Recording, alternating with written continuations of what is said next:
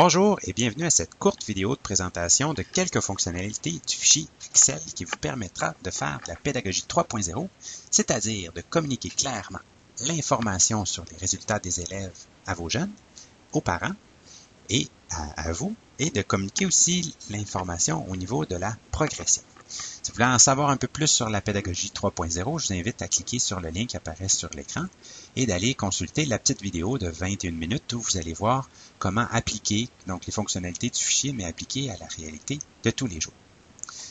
Il faut savoir que ce fichier fonctionne seulement sous Excel 2010 version Windows et que les autres versions ne sont pas supportées pour l'instant.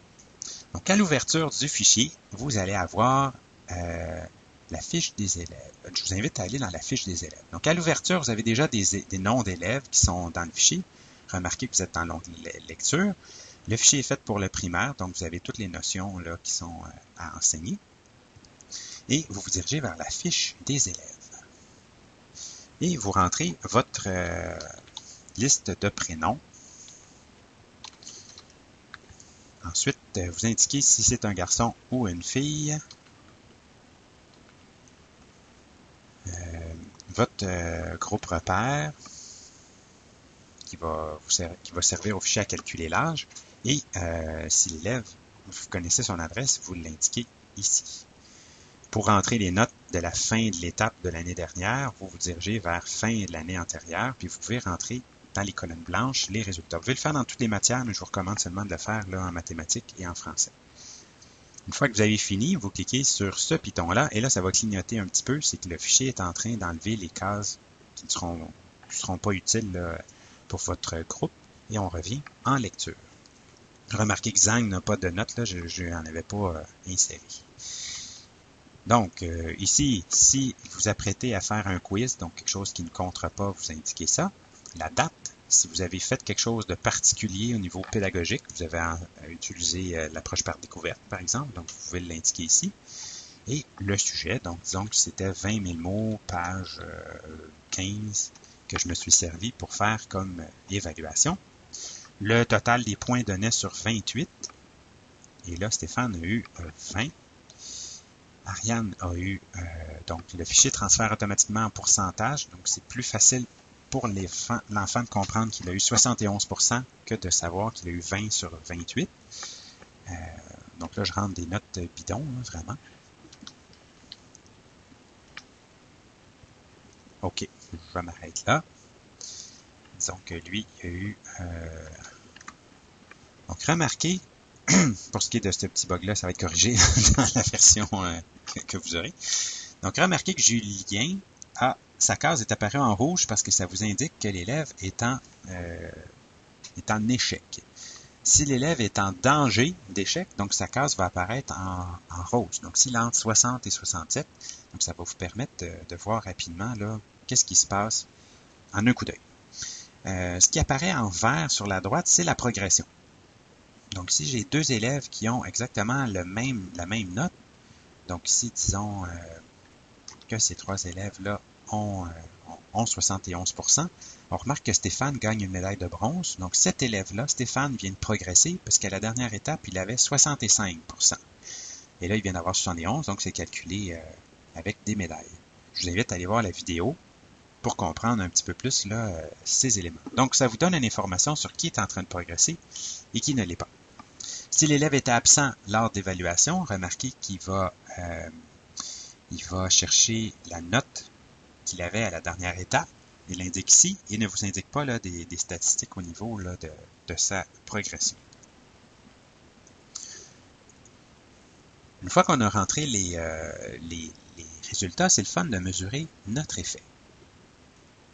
Donc ici, vous pourriez insérer, donc ici, si je fais mon analyse simple, je vais voir que ma moyenne globale a chuté de 6,6% par rapport à la note de la dernière étape. J'ai d'autres informations et que j'ai seulement 33% des élèves qui ont progressé. Ici, j'ai un élève sur 3 qui a progressé. Zang, Julie et Julien ne font pas partie du calcul parce qu'elle est absente et lui, on n'a pas sa note de la dernière étape. Donc, 67% de mes élèves ont chuté. Les filles ont plus progressé dans cette évaluation-là que les garçons et les vieux jeunes, je n'ai pas d'informations puisque je n'avais pas rentré la date de naissance. J'ai une nouvelle évaluation et je décide de prendre une observation sur leur stratégie qu'ils font en lecture. Donc, disons que je fais la stratégie d'anticiper. Et là, je ne vais pas rentrer d'éléments, donc je peux rentrer des lettres. Et le fichier transfère automatiquement en résultat. Et là, encore là, j'ai mon effet ici qui est mesuré. Et ça me dit qu'est-ce qui se passe au niveau de la progression et tout. Si je veux avoir une information plus claire, je peux cliquer sur « Étape en cours ».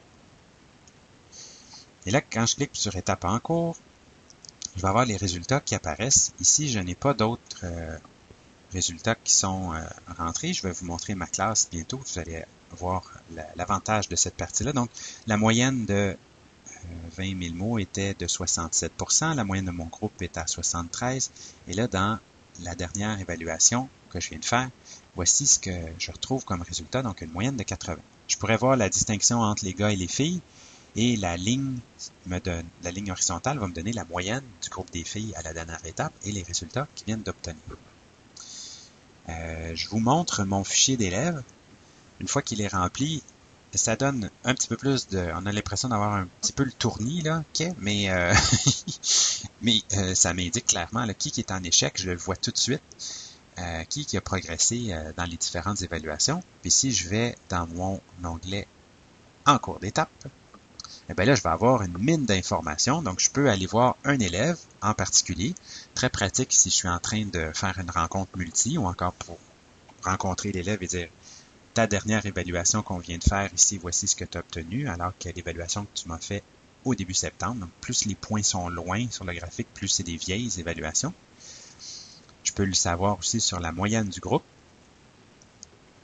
Donc, ça me dit si globalement, le groupe est en train de progresser par rapport à la note de son année antérieure. En écriture, c'est facile. Les points qui sont hauts, c'est les dictées.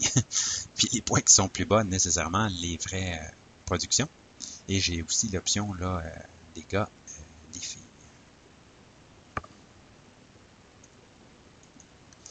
Bon.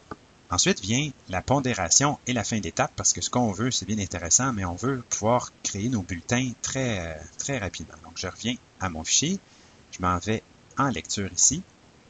Et disons que cette évaluation-là, je veux qu'elle compte pour 10 points dans mon étape de la fin, donc ma fin d'étape. Remarquez que les prénoms ont changé de couleur, ainsi que les noms de famille aussi, ils ont changé de couleur.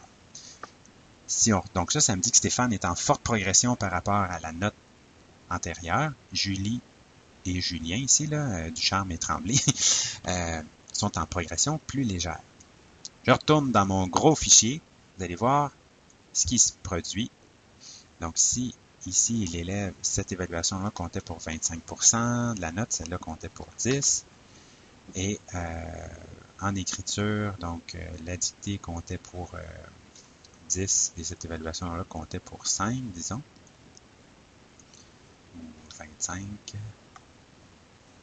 Donc là, on remarque qu'il y a différentes petites choses qui se passent. Donc, le prénom m'apparaît en vert foncé si l'élève progresse dans cette matière-là. Et le nom de famille, c'est au total, dans les 4 matières de base, qu'est-ce qui se passe? Donc ici, si celui-là compte sur 25. Donc là, on va remarquer parfois que Alexandra, ici, en raisonné, son nom est blanc, donc elle est équivalente à la note de l'année antérieure.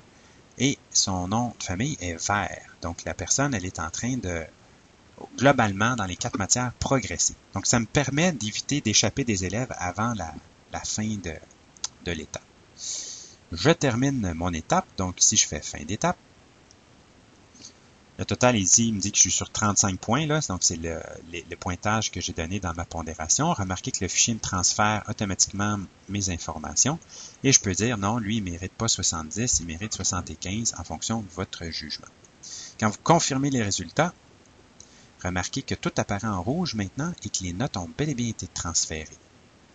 Enfin, vous allez pouvoir faire votre rencontre de parents et lorsque vous allez présenter un élève, vous allez avoir les notes de l'année antérieure, la note que cet élève-là vient d'avoir et globalement, qu'est-ce qui se passe? C'était donc un court présentation du fichier Excel.